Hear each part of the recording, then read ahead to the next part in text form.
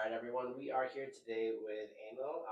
He is graduating today after having his non-cutting LASEK surgery with Dr. Chynn. Emil, tell me, what are you looking forward to doing the most now that you no longer need to wear your glasses and contacts? Not getting my prescriptions updated across the many pairs of glasses I had. I mean, that was really annoying. But truthfully, not having to worry about grabbing your glasses before you jump in the car. I'm an occasional private pilot, so not having to worry about that vision test, for the rest of my life is actually going to be a good thing. Of course, now I've got to get a bunch of fancy polarized aviation glasses, but at least I won't have to update the prescription in them. Your life is so hard. What are you looking forward to doing? There's a hobby that I like of yours. I want you to talk a little bit about it. What's that? Driving cars fast on a racetrack? There's that, and there's the other one too, the one where you're in the air. But yes, let's talk about that one. Yeah, I wants to go on that racetrack with you. He said. Well, we're going to get him up on that track one way or another. Monticello, I'm looking at you. The flying thing is interesting, right? There's a lot of equipment. There's a lot of time that goes into it. I had some medical issues a couple of years back, so I'm actually going in for my FAA medical reevaluation next month. I don't know if he's going to make me redo my vision part of the test. I mean, obviously, I've spoken with my flight surgeon and told him, hey, by the way, I'm getting LASEK. He had given me a 2-word response, which was good luck. I have yet to tell him that we're actually in a good place. But all in all, truthfully, the entire process, the procedure, very straightforward.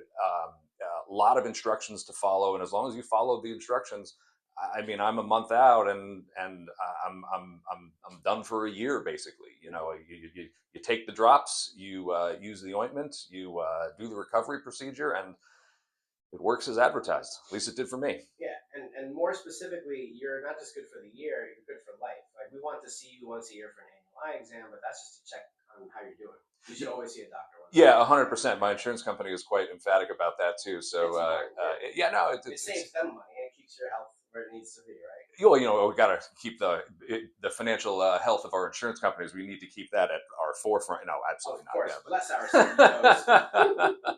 No, but look, in all honesty, I was surprised by the fact I only had one eye done because that's the way the monovision thing works. But somebody smarter than me can explain that.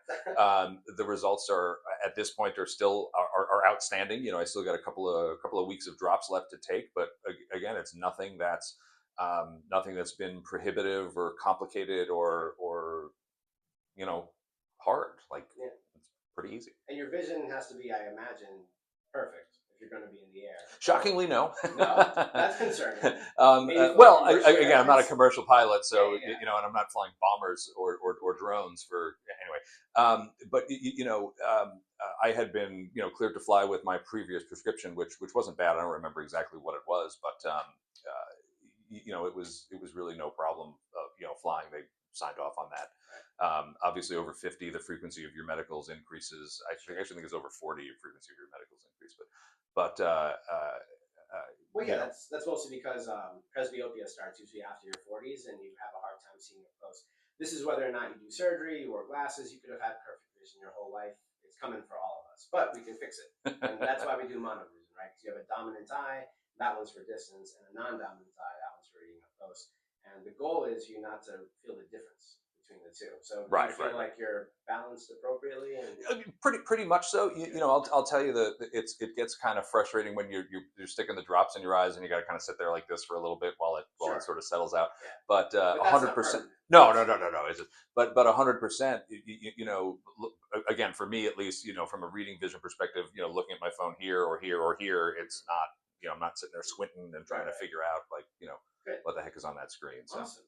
So then, I hope you and Dr. Chynn get out on that racetrack. That'll be a much more interesting video, I promise. I would love to see that. I would love to see this follow up because he's had a Ferrari, he had a Lamborghini, now he has a McLaren. I've never seen him just take it out and just open it up on the road. I'm sure he has. I just need to see that. Maybe I'll suck up a little bit and say, hey, can I just one lap? Let me see what it's like. I'm going to park it for you. Don't look at the odometer. That's it. Don't count. Like on Ferris Bueller's Day Off, right? He tries to reverse the odometer. Exactly. That doesn't end well, so maybe I should. Well, there's an app for that now, but that's a whole other layer of complexity. All right. Well, congratulations, Emil. Thank you for doing this video, and thank you for letting other people know that even if they are wearing their reading glasses, we can fix it. Sometimes for nearly half the cost, if you only have to do one eye.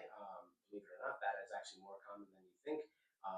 Only because monovision's been around for so long, just not for laser vision correction as long. Interesting. It's only been about 20 20 or so years. But like for contacts or glasses, you can do monovision, and then a lot of people do bifocals or progressives. It's a similar idea, except you have to like look a little bit more up if you want to see the reading part, or down if you want to see the distance part.